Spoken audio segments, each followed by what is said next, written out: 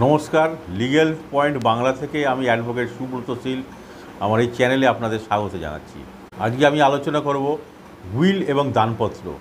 দেখুন, প্রথমে আমি আলোচনা করছি, দুটোতেই কিন্তু কিছু সুবিধে আছে এবং অসুবিধে আছে। আমি প্রথমে উইল নিয়েই আলোচনা করছি। দেখুন, আপনার অনেক সম্পত্তি আছে এবং আপনি ধরুন বৃদ্ধ হয়ে গেছেন, কখন কি হয় আপনি জানেন না, কারণ জীবন কখন থেমে যাবে আপনি সেটাও জানতেও পারবেন না।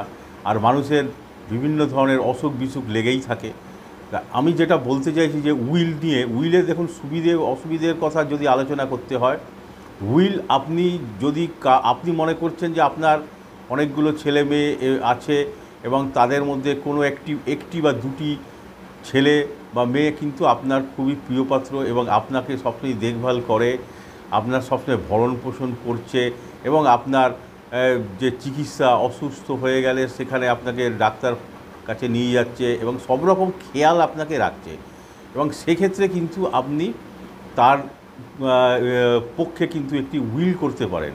দেখুন, উইল করা মানে এই না যে ওটা পার্মানেন্ট কিছু। আপনি দেখলেন যাকে আপনি উইল করে দিয়ে গেছেন সে কিন্তু আপনাকে পরবর্তী ক্ষেত্রে কিন্তু ঠিক মতন দেখাশোনা করছে না, একটু অনীহা প্রকাশ করছে, আপনার খেয়াল রাখছে না, এরকম আপনার মনে হয়েছে, তখন কিন্তু আপনি সঙ্গে সঙ্গে কিন্তু আবার রিভোকেশন অফ উইল বা উইলটাকে কিন্তু ক্যান্সেল করতে পারেন।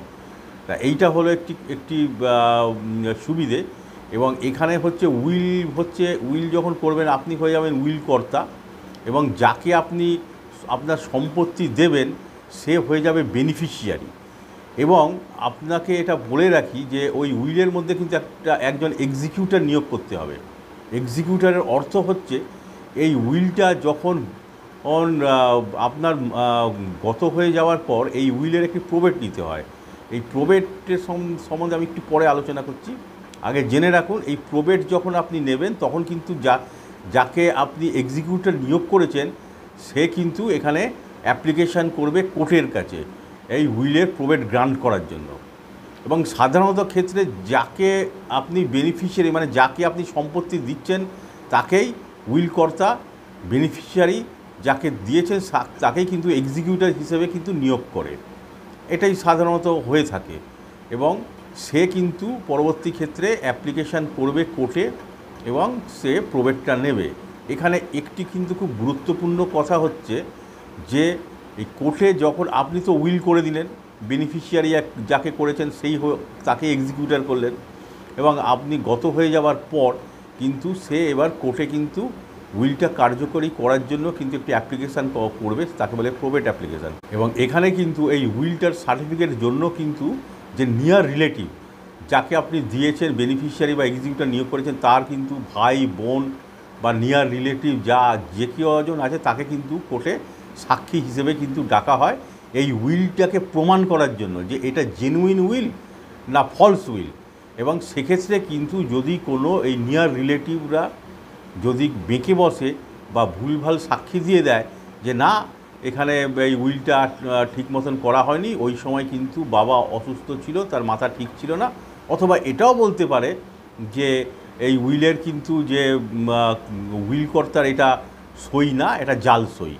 এবং এক্ষেত্রে কিন্তু একটি উইলের ক্ষেত্রে মেন যেটা ইনগ্রিডিয়েন্টস আছে, এখানে কিন্তু আপনাকে যে উইল কর্তা তাকে কিন্তু সুস্থ শরীরে সুস্থ মনে কিন্তু এই উইলটা করতে হবে। আপনার যদি অসুস্থ যদি হয়ে থাকেন বা আপনার যদি মেন্টাল কোনো প্রবলেম থাকে বা মেন্টালি যদি আপনি অসুস্থ থাকেন, তাহলে কিন্তু উইলটা কিন্তু ঠিক করে হলো না, উইলটা কিন্তু পরবর্তী ক্ষেত্রে কিন্তু বাতিল হয়ে যাবে। দেখুন, উইল কিন্তু দু রকমের হয়। একটি রেজিস্টার্ড উইল হয়, যেটা কোর্টের মাধ্যমে যেরকম আমরা রেজিস্ট্রি দলিল করি, সেল ডিড করি, সেরকম কিন্তু এডিএসআর বা ডিএসআরের কাছে গিয়ে কিন্তু আমরা এই উইলটাকে কিন্তু যে উইল কর্তা সে করে, এবং সেখানে প্রপার দুজন সাক্ষী লাগবে এবং তাকে যে উইল কর্তা তাকে সই সাবত করে তার আঙুলের ছাপ নিয়ে যেরকম নিয়ম আছে, রুলস আছে, সেই রকমভাবে রেজিস্ট্রি উইল হয়। এবং আরেকটি উইল আছে কিন্তু সেটা হচ্ছে প্লেন সাদা কাগজে হয়, সেটা কিন্তু রেজিস্ট্রি করার দরকার হয় না। আইনের চোখে কিন্তু দুটোই সমান। আপনার প্লেন কাগজেও যে আপনি উইল করে লিখে দিচ্ছেন যাকে দিচ্ছেন, সেও যেরকম লিগ্যাল তার ভ্যালু আছে, এবং রেজিস্ট্রি করে যে উইল করে যাকে দিচ্ছেন তারও কিন্তু একই কিন্তু লিগ্যাল ভ্যালু। এক্ষেত্রে কিন্তু অনেকে আমাকে কমেন্ট করে বলেছে যে স্যার দেখুন আমরা কিন্তু রেজিস্ট্রি উইল করেছি, তাহলে কি আমাদের প্রবেট নিতে হবে? এক্ষেত্রে আমি বলে দিই, দেখুন আপনি প্লেন পেপারে যদি উইল করে থাকেন অথবা রেজিস্ট্রি করে যদি উইল করে থাকেন, দুটো ক্ষেত্রেই কিন্তু আপনাকে প্রবেট নিতেই হবে, প্রবেট সার্টিফিকেট নিতেই হবে। আপনাকে কোর্টে গিয়ে কিন্তু যে এক্সিকিউটর আছে বা বেনিফিশিয়ারি যাকে আপনি করেছেন সে কিন্তু অ্যাপ্লিকেশান করতে হবে এই উইলটাকে যে আইনে পরিণত করার জন্য, প্রবেট সার্টিফিকেট নেওয়ার জন্য। এক্ষেত্রে একটি কথা বলে দিই, রেজিস্টার্ড উইলের ক্ষেত্রে কিন্তু এখানে আপনাকে কেউ জাল হিসেবে কিন্তু বলতে পারবে না, আপনার সিগনেচারটাকে জাল হিসাবে বলতে পারবে না। কারণ এখানে কিন্তু আপনার ফটো নিচ্ছে, হাতে ছাপ নিচ্ছে এবং রেজিস্টারের সামনে কিন্তু অফিসেই কিন্তু আপনার একটি সিগনেচার হয়ে যাচ্ছে। এখানে আরেকটি কথা বলে দিই, যখন আপনি প্রবেট হিসাবে যখন অ্যাপ্লিকেশান করবেন উইলটাকে এবং কোর্টের কাছে প্রবেটটা গ্র্যান্ট করার জন্য আপনি চাইবেন, তখন কিন্তু সব সাক্ষী সব হয়ে যাবার পর এবং যত রকম ফর্মালিটি কোর্টের হয়ে যাওয়ার পর কিন্তু ফাইনাল স্টেজে আপনাকে এই প্রবেট সার্টিফিকেট দেওয়ার আগে কিন্তু আপনার সম্পত্তির একটি ভ্যালুয়েশন হবে এবং সেক্ষেত্রে কিন্তু একটি কোর্ট ফি গভর্নমেন্টকে জমা দিতে হয় বা কোর্টে জমা দিতে হয়। সেটা কিন্তু আপনার সম্পত্তির নিরিখে কিন্তু ম্যাক্সিমাম 50,000 টাকা কিন্তু ধার্য হতে পারে। আপনার সেটা সম্পত্তির ভ্যালুয়েশনের উপর ডিপেন্ড করছে। এই টাকাটা যদি জমা না দেন তাহলে কিন্তু প্রবেট কিন্তু গ্র্যান্ট হবে না, প্রবেট সার্টিফিকেট কিন্তু পাওয়া যাবে না। এবার আমি কিন্তু দানপত্রের বিষয়ে কিন্তু আলোচনা করছি। দেখুন দানপত্র হচ্ছে, এক্ষেত্রেও কিন্তু আপনি দেখলেন আপনার অনেকগুলো ছেলে মেয়ে আছে, শরীর আছে এবং আপনার শরীর অসুস্থ, তার মধ্যে আপনি দেখতে পাচ্ছেন যে কোনো একটি পার্টিকুলার ছেলে বা মেয়ে কি দুজন আপনাকে খুব দেখাশোনা করে এবং আপনার খুব কেয়ারি, আপনার যত্ন নেয়, আপনার সবসময় দেখভাল করছে এবং আপনি বুঝতেই পারছেন যে আপনাকে সে অন্তর থেকেই ভালোবাসছে। সেক্ষেত্রে কিন্তু আপনি এই দানপত্র করতে পারেন। কিন্তু দানপত্রর একটি সুবিধে হলো যে এটা যাকে আপনি দানপত্র করে দিচ্ছেন সে কিন্তু যেই আপনি দানপত্র করে দিলেন, রেজিস্ট্রি দানপত্র মানে হচ্ছে একটি রেজিস্ট্রি করতে হয় এবং সেখানে হয়ে যায় আপনি হচ্ছেন দাতা বা দাত্রী এবং যাকে আপনি দিচ্ছেন সে হচ্ছে গ্রহীতা এবং সেই গ্রহীতা কিন্তু রেজিস্ট্রি হয়ে যাওয়ার পরেই কিন্তু সে সম্পূর্ণ মালিক হয়ে যাচ্ছে। তখন কিন্তু আপনার আর এই মালিকানা আর থাকছে না, সেটা মালিকানাটা ট্রান্সফার হয়ে যাচ্ছে।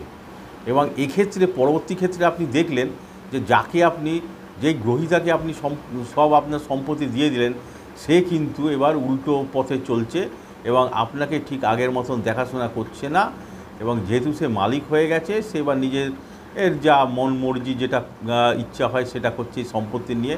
হয়তো এমনও হতে পারে আপনাকে হয়তো ওই সম্পত্তি থেকেই কিন্তু বার করে দিতে পারে, তখন কিন্তু কিছু করার থাকে না। তাহলে আশা করছি আমার এই ভিডিওটা দেখে কিন্তু আপনারা বুঝতে পারছেন যে কোন দুটো ক্ষেত্রেই দানপত্র বলুন বা উইল বলুন, দুটো ক্ষেত্রেই কিন্তু কিছু সুবিধা এবং অসুবিধা আছে এবং আপনাকে সেটা কিন্তু বিচক্ষণতার সঙ্গে কিন্তু আপনাকে চিন্তা করেই কিন্তু আপনি কাজটা করবেন যে এটা দানপত্র করে দেব না একদম উইল করে দেব। দুটো ক্ষেত্রেই কিন্তু আপনি নিজের মাইন্ডটা অ্যাপ্লাই করবেন এবং দুটোই কিন্তু ভালো সুবিধে আছে এবং আপনার যাতে পরবর্তী ক্ষেত্রে আপনার সম্পত্তি নিয়ে যাতে কোনো রকম মারামারি কাটাকাটি না হয়। তাহলে আজকের ভিডিওটা কিন্তু আমি এখানেই শেষ করছি। নমস্কার।